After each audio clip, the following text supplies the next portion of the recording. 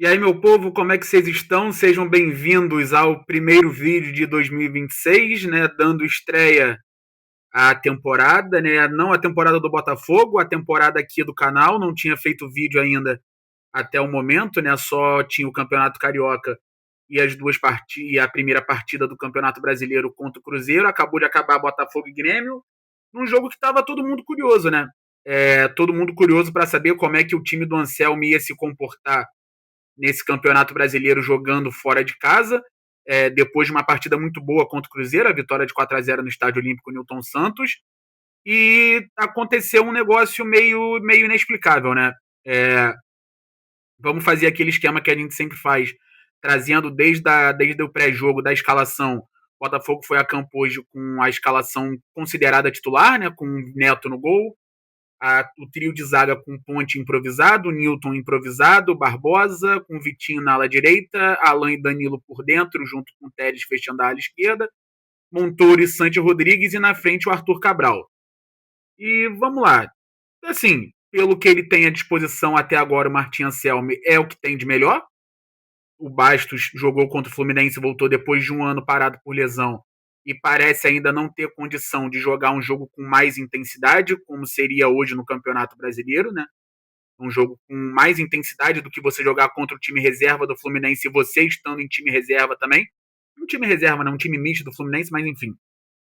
Hoje o Anselmo opta por uma segurança maior, né? Com quem já vinha jogando praticamente nesse time principal.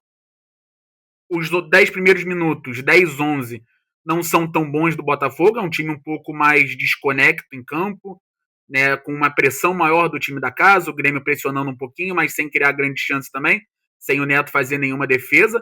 E aí o Botafogo começa a fazer o que o Martin Anselmi pensa como futebol, né? Começa a atrair o time do Grêmio para marcar no seu campo de defesa, começa a rodar a bola com os zagueiros, com o Newton dando um passo à frente várias vezes para fazer a saída um pouco mais pelo meio de campo e não como terceiro zagueiro, né, com os alas abaixando bem para ajudar e tentando explorar ou a velocidade com o lançamento ou então acelerar a jogada depois que passasse da primeira linha de marcação alta do Grêmio. E aí consegue, né? O primeiro gol sai exatamente assim, com 6, 7 jogadores do Grêmio marcando pressão, tentando tirar a bola do Botafogo no campo de defesa. O Barbosa acha um lançamento perfeito para o Arthur Cabral no mano a mano com o zagueiro, ele dribla, bate no contrapé do Everton, num momento que o Botafogo já tinha melhorado no jogo.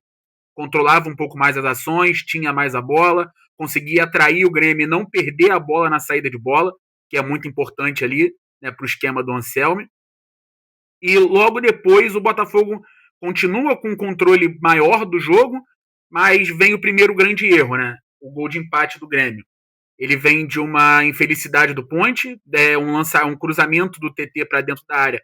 O Ponte enxerga o que o Carlos Vinícius quer fazer, que é atacar as costas dele no segundo pau, consegue se posicionar para fazer o corte, mas faltou o cacoete de zagueiro, né? Falta ali ser zagueiro. O Ponte é lateral direito, não é o mesmo posicionamento para fazer um corte daqui. Né? Da maioria dos casos, ele não seria o cara que cortaria a bola ali. Seria um zagueiro, seria o terceiro zagueiro, no caso, no esquema do Anselmo. E aí a bola ainda tem a infelicidade dele conseguir fazer o corte para trás, a bola bater na mão dele e sobrar no pé do Carlos Vinícius. São números impressionantes do atacante do Grêmio, são 22 jogos e 20 gols com a camisa do Grêmio, é um negócio absurdo. Você não pode vacilar na frente dele, o Botafogo vacilou mais de uma vez. Mas mesmo depois do gol de empate, o Grêmio não cresce no jogo, né? O jogo continua muito equilibrado, mas pendendo mais pro Botafogo. E aí sai, acho que o melhor gol do Botafogo com o Anselmi, né? Um gol completamente coletivo. A movimentação dos volantes do Botafogo nesse esquema são muito interessantes. O Alan e o Danilo, eles pisam bastante na área, eles constroem muito o jogo por dentro. O Alan hoje participou muito da marcação-pressão junto com o Arthur Cabral, porque o Danilo estava ajudando o Teles na marcação do TT. Né? E aí você vê como os dois são inegociáveis, tá? Danilo e Montoro. Porque saiu hoje a notícia antes do jogo começar, que o Textor desmentiu sobre o interesse do Palmeiras, mas enfim, não vou entrar nesse mérito no vídeo de hoje, porque a gente vai falar só da análise da partida em si, mas você vê como os dois são inegociáveis. Os dois se acham dentro do campo com muita clareza, com muita facilidade. E o Danilo faz mais um gol, né? É o segundo gol dele nesse Campeonato Brasileiro até aqui, até na segunda rodada. Fez um contra o Cruzeiro, fez um hoje contra o Grêmio, e aí vem o maior domínio do Botafogo no jogo, tá? Depois do segundo gol. O Grêmio se perde um pouco na partida. O Botafogo consegue muitas vezes controlar a bola, né, ter um pouquinho mais de domínio, conseguir acalmar um pouco o jogo. Várias vezes o time roubava a bola e não acelerava, e quando acelerava acabou construindo mal. Uma fatalidade hoje a lesão do Santi Rodrigues com 11 minutos, a entrada do Arthur entrou muito mal no jogo. O Arthur não entendeu a posição que ele estava, não sabia se ele tinha que ficar aberto, não sabia se ele tinha que jogar por dentro. Alguns lances atrapalhou o Vitinho, que também foi muito mal no jogo de hoje, mas vou deixar essa parte para a análise do segundo tempo. E o Botafogo começa a desperdiçar algumas bolas de contra-ataque. Teve um lance que o Montoro dá um passe errado para o Arthur, porque o Arthur não se posiciona para fazer a corrida certa, ele não sabia se ele ia para o fundo ou se cortava por dentro. O Montoro dá a bola no fundo, ele vem para dentro e a bola acaba passando. E depois um outro lance, o Montoro erra também um outro passe, mas dessa vez para o Arthur Cabral, e aí o Grêmio tem um contra-ataque perigoso, mas que o TT não consegue finalizar a jogada. E o primeiro tempo acaba controlado, o Botafogo controlou bem as ações. Dominando o Grêmio sem sofrer sujos. O Neto sem fazer praticamente nenhuma defesa. Praticamente não fez nenhuma defesa no primeiro tempo. No segundo tempo é outro jogo. Se no primeiro tempo a gente viu tudo que o Anselmi quer fazer, no segundo a gente viu tudo que ele não quer fazer, né? Tudo que ele não pensa como futebol. O Luiz Castro entendeu um pouco mais o jogo, ele posiciona o Arthur um passo à frente junto com o William, tirando ele de uma linha que ele estava junto com o Noriega, e com isso ele tira a posição confortável que o Newton tinha no primeiro tempo de fazer a saída de bola. E isola o Alan e o Danilo também. E ele bota o Amuzu no lugar do Pavão no lado esquerdo, lado direito da defesa do Botafogo, que foi uma mãe. Não tem muito o que explicar, o que tentar amenizar o que foi o lado direito defensivo do Botafogo hoje com o Vitinho, com o Ponte, e aí eu vou botar o Arthur nesse meio, tá? Com 5 minutos de jogo, o Vitinho toma um drible na lateral do Amuzu, que é drible de pelada. É um jogador que todo mundo sabe a característica que ele tem, que é o drible. Então, o que você faz com um jogador desse? Você não dá o bote. O Vitinho vai todo acelerado em cima do Amuzu, não sei se é a menor necessidade, não sei porquê. O Amuzu dá um drible nele com extrema facilidade, faz um cruzamento para o cara que é o jogador mais decisivo da equipe do Grêmio. O Carlos Vinícius se livra muito bem do Barbosa, que hoje estava uma pilha de nervos dentro de campo desde o início, desde que o jogo começa. Toma um cartão amarelo com 5 minutos, reclama com o juiz o jogo inteiro, discutiu com o TT, discutiu com o Carlos Vinícius, e na hora de marcar o Carlos Vinícius não achou ele dentro da área. O Carlos Vinícius testou para dentro do gol, empata o jogo brilhantemente, é um grande centroavante, segundo gol dele na noite. E aí, logo depois, vem mais um lance pelo lado direito, pelo lado esquerdo do ataque, pelo lado direito da defesa do Botafogo. Uma falta pro Grêmio, o William bate no segundo pau, e aí o Alex Telles com a mão para cima num pênalti completamente infantil e desnecessário, uma cabeçada do Balbuena. O juiz marcou pênalti corretamente, o Telles ainda reclamou. Acho que eu não sei se ele reclamou de uma possível carga nas costas. Tem até um movimento do Balbuena, mas que eu acho que não é nada demais, sinceramente não marcaria nada. E um pênalti que, na minha opinião, foi muito bem marcado.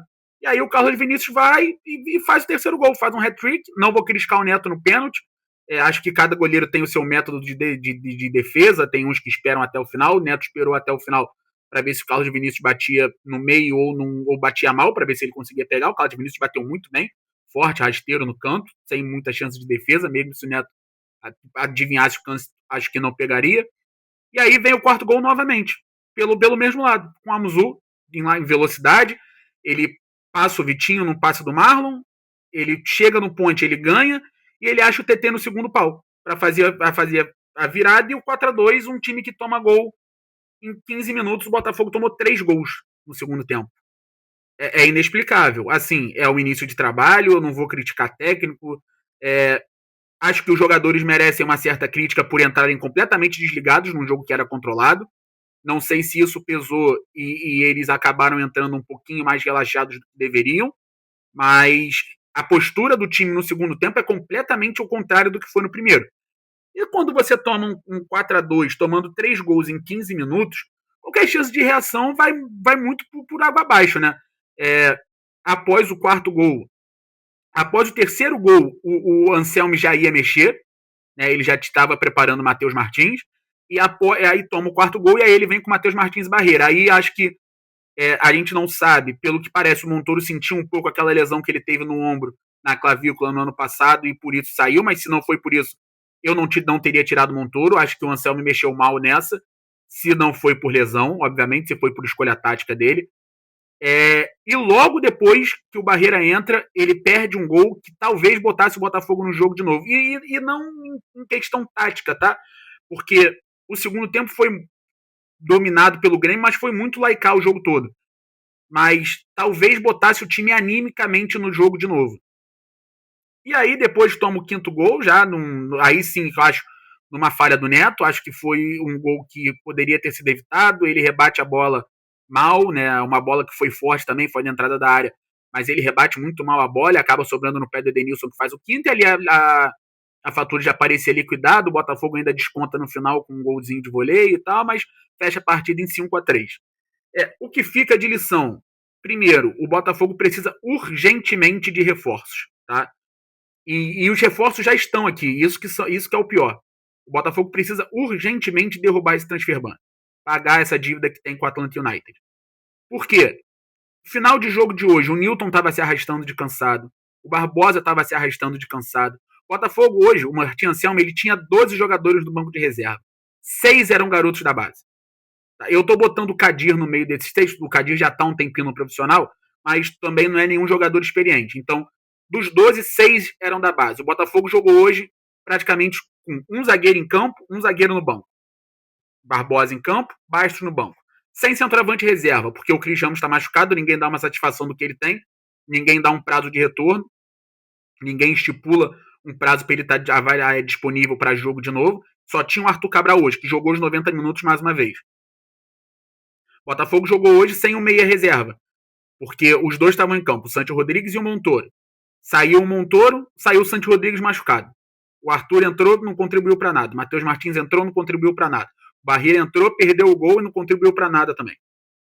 E no final do jogo, as outras substituições são o Nathan Fernandes e o Marquinhos, camisa 64, garoto da base. Você percebe o nível de falta de experiência dos jogadores? Matheus Martins, que tudo bem, é um pouco mais experiente desses todos, mas Barreira, que é jogador de seleção sub-20, Nathan Fernandes, que é jogador de seleção sub-20, o Marquinhos, que é o garoto do sub-20, não tinha quem botar para zagueiro. O Newton e o Barbosa tiveram que acabar o jogo praticamente caindo em campo. O Newton não conseguia correr direito nos últimos minutos.